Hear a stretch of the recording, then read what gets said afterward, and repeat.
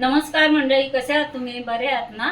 आज सौंदाळ्याचं तिकलं करते. हे बघा, हे सौंदाळे असे अख्खे थोडंसं हे कट मारलंय आणि हे डायरेक्ट सारेत टाकणार आणि सौंदाळ्याचं तिकलं बनवते. तर हे तुम्हाला माहितीच आहे. याच्यामध्ये लाल मिरची मिरची आहे, लसूण, कांदा आणि बेडगी मिरची आणि खोबरं असं आहे. हे तिकलं घट्ट जिथला तिथे घट्ट करणार. आता तेल घालते फोडणीला आणि हळद पण घालणार त्याच्यात. तेल घातलं की तेलामध्ये ते टाकलं की चांगली करा पण येते आणि छान होतो. हे बघा, चांगलं ढवळून घेते.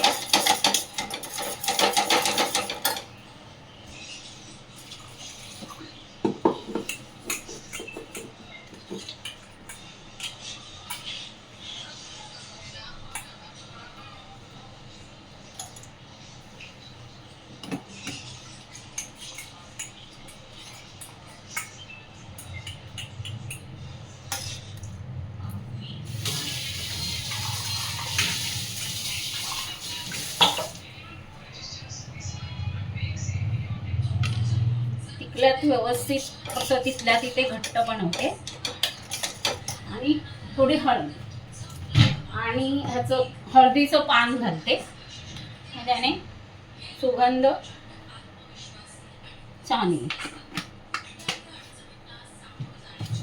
हे हळदीचं पान आहे, ते हळदीचं पान गाठ मारून टाकते.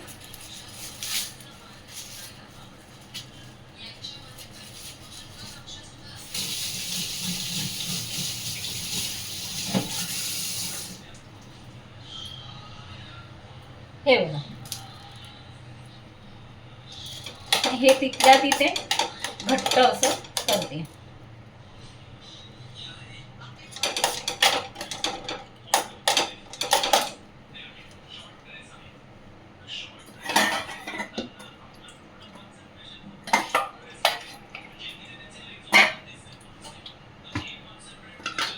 थोडंसं पाणी घालते.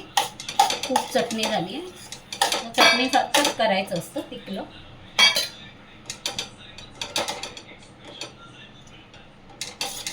चांगला उकाळा आला की मासे सोडणार त्या.